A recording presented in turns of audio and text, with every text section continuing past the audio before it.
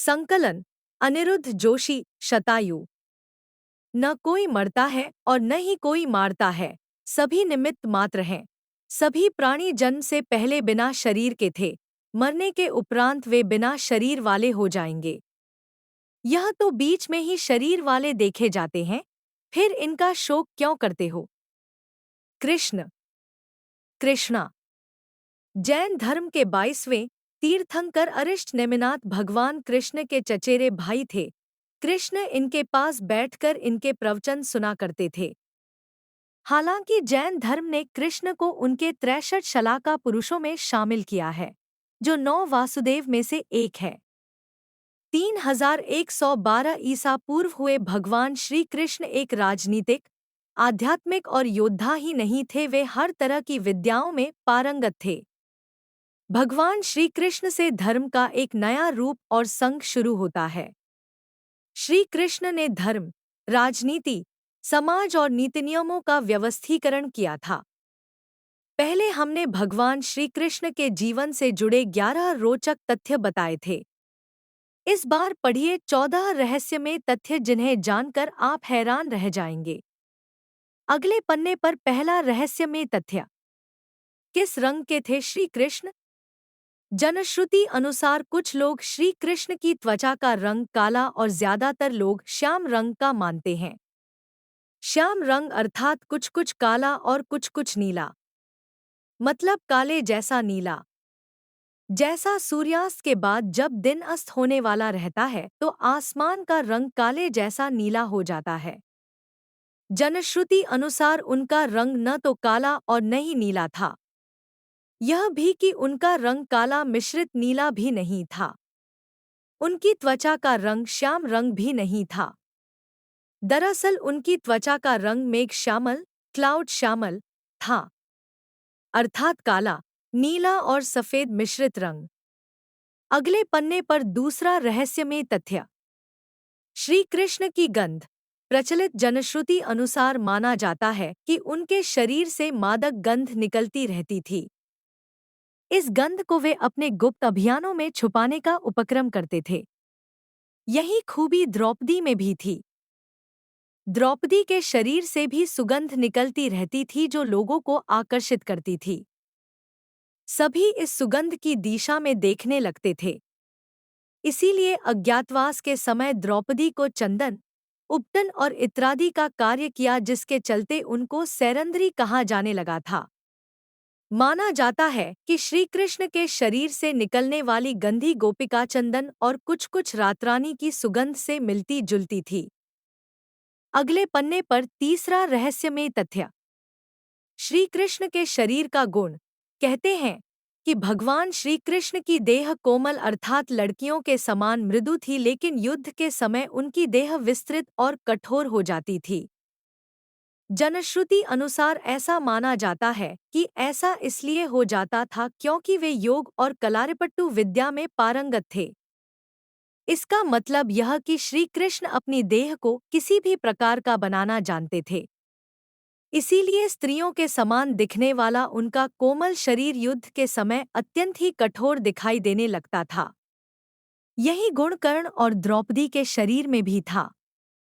अगले पन्ने पर चौथा रहस्यमय तथ्य। सदा जवान बने रहे श्री कृष्ण। भगवान कृष्ण का जन्म मथुरा में हुआ था। उनका बचपन गोकुल, वृंदावन, नंदगांव, बरसाना आदि जगहों पर बीता। द्वारिका को उन्होंने अपना निवास स्थान बनाया और सोमनाथ के पास स्थित प्रभास क्षेत्र में उन्होंने देह छोड़ दी। दरअसल भगवान कृष्ण इसी प्रभाव क्षेत्र में अपने कुल का नाश देखकर बहुत व्यथित हो गए थे। वे तभी से वहीं रहने लगे थे। एक दिन वे एक वृक्ष के नीचे विश्राम कर रहे थे, तभी किसी बहेलिये ने उनको हिरण समझकर तीर मार दिया। यह तीर उनके पैरों में जाकर लगा और तभी उन्होंने देह त्यागने का निर्णय ले लिया। एक दिन वे इसी प्रभाव क्षेत्र के वन में एक पीपल के वृक्ष के नीचे योगनिद्रा में लेटे थे। तभी जरा नामक एक बहेलिये ने भूलवश उन्हें हिरण समझकर विषयुक्त बाण चला दिया, जो उनके पैर के तलुवे में जाकर लगा और भगवान श्री कृष्ण ने इसी को बहाना बनाकर देह त्याग दी। जनश्रुति अनुसार भगवान श्री कृष्ण ने जब देहत्याग किया तब उनकी देह के केश न तो श्वेत थे और न ही उनके शरीर पर किसी प्रकार से झुर्रियां पड़ी थी, अर्थात वे 119 वर्ष की उम्र में भी युवा जैसे ही थे। अगले पन्ने पर पांचवां रहस्यमय तथ्य। कृष्ण की द्वारिका। भगवान कृष्ण ने गुजरात के समुद्री तट पर अपने पूर्वजों की भूमि पर एक भव्य नगर का निर्माण किया था। कुछ विद्वान कहते हैं कि उन्होंने पहले से उजाड़ पड़ी कुशस्थली को फिर से निर्मित करवाया था। माना जाता है कि भगवान श्री कृष्ण अंतिम वर्षों को छोड़कर कभी भी द्वारिका में 6 महीने से ज्यादा नहीं रहे। जो भी हो, श्री कृष्ण की इस नगरी को विश्वकर्मा और मैदानव ने मिलकर बनाया था। विश्वकर्मा देवताओं के और मैदानव असुरों के इंजीनियर थे। दोनों ही राम के काल में भी थे। इतिहासकार मानते हैं कि द्वारिका जल में डूबने से पहले नष्ट की गई थी। किसने नष्ट किया होगा द्वारिका को? यह सवाल अभी भी बना हुआ है। हालांकि समुद्र के भीतर द्वारिका के अवशेष ढूंढ लिए गए हैं। वहां उस समय के जो बर्तन मिले हैं वो 1528 ईसा पूर्व से 3000 ईसा पूर्व के बताए जाते हैं। अगले पन्ने पर छठा रहस्यमय तथ्य। ईसा मसीह, श्री कृष्ण और बुद्ध का प्रभाव। हालांकि यह अभी भी शोध का विषय है, फिर भी अब तक जितने भी लोगों ने इस पर शोध किया उनका कहना यही है कि ईसा मसीह ने भारत का भ्रमण किया था और वे कश्मीर से लेकर जगन्नाथ मंदिर तक गए थे। उन्होंने कश्मीर के एक बौद्ध मठ में रहकर ध्यान साधना की थी। यहीं पर उनकी समाधि भी है। शोधकर्ता मानते हैं कि श्री कृष्ण का ईसा मसीह के जीवन पर बहुत प्रभाव पड़ा। उनके जन्म की कथा भी श्री कृष्ण के जन्म की कथा से कुछ कुछ मिलती जुलती है। लुइस जैकोलियट ने 1869 में अपनी एक पुस्तक द बाइबल इन इंडिया और द लाइफ ऑफ जेजियस क्रिस्टना में लिखा है कि जीसस क्रिस्ट और भगवान श्री कृष्ण एक थे। लुइस जैकोलियट फ्रांस के एक साहित्यकार और वकील थे। इन्होंने अपनी पुस्तक में कृष्ण और क्राइस्ट पर एक तुलनात्मक अध्ययन प्रस्तुत किया है। जीसस शब्द के विषय में लुइस ने कहा है कि क्राइस्ट को जीसस नाम भी उनके अनुयायियों ने दिया है। इसका संस्कृत में अर्थ होता है मूल तत्व। अगले पन्ने पर सातवां रहस्यमय तथ्य। मार्शल आर्ट के जन्मदाता थे श्री कृष्ण। भारतीय परंपरा और जनश्रुति अनुसार भगवान श्री कृष्ण ने ही मार्शल आर्ट का आविष्कार किया था। दरअसल पहले इसे कालारिपयट्टू, कलरीपायट्टू कहा जाता था। इस विद्या के माध्यम से ही उन्होंने चाणूर और मुष्टिक जैसे मल्लों का वध किया था। तब उनकी उम्र 16 वर्ष की थी। मथुरा में दुष्ट रजक के सिर को हथेली के प्रहार से काट दिया था। जनश्रुतियों के अनुसार श्री कृष्ण ने मार्शल आर्ट का विकास ब्रज क्षेत्र के वनों में किया था। डांडिया रास उसी का एक नृत्य रूप है। कालारिपयट्टू विद्या के प्रथम आचार्य श्री कृष्ण को ही माना जाता है। हालांकि इसके बाद इस विद्या को अगस्त्य मुनि ने प्रचारित किया था। इस विद्या के कारण ही नारायणी सेना भारत की सबसे भयंकर प्रहारक सेना बन गई थी। श्री कृष्ण ने ही कलारिपयट्टू की नींव रखी, जो बाद में बोधिधर्मन से होते हुए आधुनिक मार्शल आर्ट में विकसित हुई। बोधिधर्मन के कारण ही यह विद्या चीन, जापान आदि बौद्ध राष्ट्रों में खूब फली फूली। आज भी यह विद्या केरल और कर्नाटक में प्रचलित है। श्री कृष्ण ने इस विद्या को अपनी नारायणी सेना को सीखा रखा था। डांडिया रास इसी का एक रूप है। मार्शल आर्ट के कारण उस काल में नारायणी सेना को भारत की सबसे भयंकर प्रहारक माना जाता था। अगले पन्ने पर आठवां रहस्यमय तथ्य। परशुराम जी ने दिया था सुदर्शन चक्र। श्री कृष्ण के पास यूं तो कई प्रकार के दिव्यास्त्र थे, लेकिन सुदर्शन चक्र मिलने के बाद सभी और उनकी साख बढ़ गई थी। शिवाजी सावंत की किताब युगांधर अनुसार श्री कृष्ण को भगवान परशुराम ने सुदर्शन चक्र प्रदान किया था, तो दूसरी ओर वे पाशुपतास्त्र चलाना भी जानते थे। पाशुपतास्त्र शिव के बाद श्री कृष्ण और अर्जुन के पास ही था। इसके अलावा उनके पास प्रस्वपास्त्र भी था, जो शिव, वसुगण, भीष्म के पास ही था। अगले पन्ने पर 9वां रहस्यमय तथ्य। शिव और कृष्ण का जीवाणु युद्ध। प्रचलित मान्यता अनुसार कृष्ण ने असम में बाणासुर और भगवान शिव से युद्ध के समय माहेश्वर ज्वर के विरुद्ध वैष्णव ज्वर का प्रयोग कर विश्व का प्रथम जीवाणु युद्ध लड़ा था। हालांकि यह शोध का विषय हो सकता है। भगवान श्री कृष्ण 64 कलाओं में दक्ष थे। एक और वे सर्वश्रेष्ठ धनुर्धर थे तो दूसरी ओर वे द्वंद्व युद्ध में भी माहिर थे। इसके अलावा उनके पास कई अस्त्र और शस्त्र थे। उनके धनुष का नाम सारंग था। उनके खड्ग का नाम नंदक, गदा का नाम कौमोदकी और शंख का नाम पांचजन्य था, जो गुलाबी रंग का था। श्री कृष्ण के पास जो रथ था उसका नाम जैत्र, दूसरे का नाम गरुड़ ध्वज था। उनके सारथी का नाम दारुक था और उनके अश्वों का नाम शैव्य, सुग्रीव, मेघपुष्प और बलाहक था। अगले पन्ने पर 10वां रहस्यमय तथ्य। कृष्ण की प्रेमिका और पत्नियां। कृष्ण के बारे में अक्सर यह कहा जाता है कि उनकी 16,000 पटरानियां थीं। लेकिन यह तथ्य गलत है। उनकी मात्र 8 पत्नियां थीं। के नाम से जन्म लिया। श्री कृष्ण की प्रेमिका राधा का जिक्र महाभारत में कहीं भी नहीं मिलता है। इसके अलावा सबसे पुराने हरिवंश और विष्णु पुराण में भी राधा का जिक्र नहीं मिलता। भागवत पुराण में भी राधा का जिक्र नहीं है।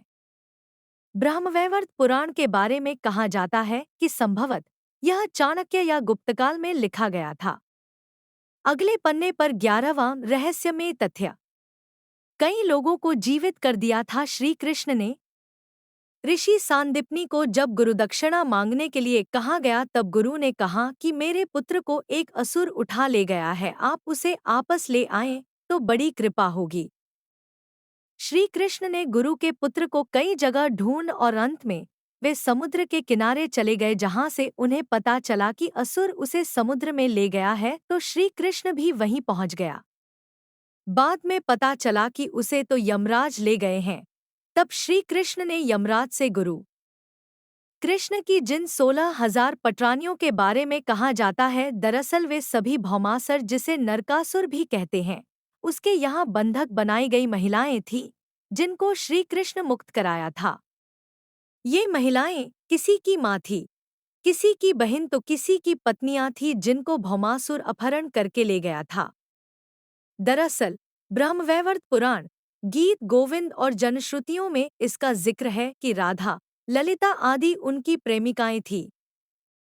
राधा की कुछ सखियां भी कृष्ण से प्रेम करती थीं, जिनके नाम निम्न हैं: चित्रा, सुदेवी, ललिता, विशाखा, चंपकलता, तुंगविद्या, इंदुलेखा, रगड़देवी और सुदेवी। ब्रह्मवैवर्त पुराण अनुसार कृष्ण की कुछ ही प्रेमिकाएं थीं, जिनके नाम इस तरह हैं: चंद्रावली, श्यामा, शैव्या, पद्या, राधा, ललिता, विशाखा तथा भद्रा। माना जाता है कि ललिता नाम की प्रेमिका को मोक्ष नहीं मिल पाया था, तो बाद में उसने मीरा के पुत्र को हासिल कर लिया और गुरु दक्षिणा पूर्ण की। इस तरह अर्जुन की 4 पत्नियां थीं: द्रौपदी, सुभद्रा, उलूपी और चित्रांगदा। द्रौपदी से श्रुतकर्मा और सुभद्रा से अभिमन्यु, उलूपी से इरावत, चित्रांगदा से वभ्रुवाहन नामक पुत्रों की प्राप्ति हुई। अभिमन्यु का विवाह महाराज विराट की पुत्री उत्तरा से हुआ। महाभारत युद्ध में अभिमन्यु वीरगति को प्राप्त हुए। जब महाभारत का युद्ध चल रहा था, तब उत्तरा गर्भवती थी। उसके पेट में अभिमन्यु का पुत्र पल रहा था। द्रोण पुत्र अश्वत्थामा ने यह संकल्प लेकर ब्रह्मास्त्र छोड़ा था कि पांडवों का वंश नष्ट हो जाए। द्रोण पुत्र अश्वत्थामा के ब्रह्मास्त्र प्रहार से उत्तरा ने मृत शिशु को जन्म दिया था, किंतु भगवान श्री कृष्ण ने अभिमन्यु उत्तरा पुत्र को ब्रह्मास्त्र के प्रयोग के बाद भी फिर से जीवित कर दिया। यही बालक आगे चलकर राजा परीक्षित नाम से प्रसिद्ध हुआ। परीक्षित के प्रतापी पुत्र हुए जन्मेजय। ऐसे कई उदाहरण हैं जबकि भगवान कृष्ण ने लोगों को फिर से जीवित कर दिया। भीम पुत्र घटोत्कच के पुत्र बर्बरीक की गर्दन कटी होने के बावजूद श्री कृष्ण ने उसे महाभारत युद्ध की समाप्ति तक जीवित रखा। अगले पन्ने पर 12वां रहस्यमय तथ्य। श्री कृष्ण का दिल। हिंदू धर्म के बेहद पवित्र स्थल और 4 धामों में से एक जगन्नाथपुरी की धरती को भगवान विष्णु का स्थल माना जाता है। जगन्नाथ मंदिर से जुड़ी एक बेहद रहस्यमय कहानी प्रचलित है। स्थानीय मान्यताओं अनुसार कहते हैं कि इस मूर्ति के भीतर भगवान कृष्ण का दिल का एक पिंड रखा हुआ है जिसमें ब्रह्मा विराजमान है। दरअसल जनश्रुति के अनुसार जब श्री कृष्ण की मृत्यु हुई तब पांडवों ने उनके शरीर का दाह संस्कार कर दिया, लेकिन कृष्ण का दिल पिंड जलता ही रहा। ईश्वर के आदेशानुसार पिंड को पांडवों ने जल में प्रवाहित कर दिया। उस पिंड ने लट्ठे का रूप ले लिया। राजा इंद्रद्युम्न, जो कि भगवान जगन्नाथ के भक्त थे, को यह लट्ठा मिला तो उन्होंने इसे जगन्नाथ की मूर्ति के भीतर स्थापित कर दिया। उस दिन से लेकर आज तक वह लट्ठा भगवान जगन्नाथ की मूर्ति के भीतर है। हर 12 वर्ष के अंतराल के बाद जगन्नाथ की मूर्ति बदलती है, लेकिन यह लट्ठा उसी में रहता है। हालांकि यह शोध का विषय हो सकता है। अगले पन्ने पर 13वां रहस्यमयी तथ्य। नहीं हुआ था यदुवंश का नाश। महाभारत युद्ध की समाप्ति के बाद जब युधिष्ठिर का राजतिलक हो रहा था तब कौरवों की माता गांधारी ने महाभारत युद्ध के लिए श्री कृष्ण को दोषी ठहराते हुए शाप दिया कि जिस प्रकार कौरवों के वंश का नाश हुआ है, ठीक उसी प्रकार यदुवंश का भी नाश होगा। शाप के चलते श्री कृष्ण द्वारिका लौटकर यदुवंशियों को लेकर प्रभास क्षेत्र में आ गए। कुछ दिनों बाद महाभारत युद्ध की चर्चा करते हुए सात्यकी और कृतवर्मा में विवाद हो गया। सात्यकी ने गुस्से में आकर कृतवर्मा का सिर काट दिया। इससे उनमें आपसी युद्ध भड़क उठा और वे समूहों में विभाजित होकर एक दूसरे का सहार करने लगे। इस लड़ाई में श्री कृष्ण के पुत्र प्रद्युम्न और मित्र सात्यकी समेत सभी यदुवंशी मारे गए थे। केवल बब्रू और दारूक ही बचे रह गए थे। यदुवंश के नाश के बाद कृष्ण के ज्येष्ठ भाई बलराम समुद्र तट पर बैठ गए और बहलिए के जाने के बाद वहां श्री कृष्ण का सारथी दारुक पहुंच गया। दारुक को देखकर श्री कृष्ण ने कहा कि वह द्वारिका जाकर सभी को यह बताए कि पूरा यदुवंश नष्ट हो चुका है और बलराम के साथ कृष्ण भी स्वधाम लौट चुके हैं। अतः सभी लोग द्वारिका छोड़ दो, क्योंकि यह नगरी अब जलमग्न होने वाली है। मेरी माता, पिता और सभी प्रियजन इंद्रप्रस्थ को चले जाएं। यह संदेश लेकर दारुक वहां से चला गया। इसके बाद उस क्षेत्र में सभी देवता और स्वर्ग की अप्सराएं, यक्ष, किन्नर, गंधर्व आदि आए और उन्होंने श्री कृष्ण की आराधना की। आराधना के बाद श्री कृष्ण ने अपने नेत्र बंद कर लिए और वे सशरीर ही अपने धाम को लौट गए।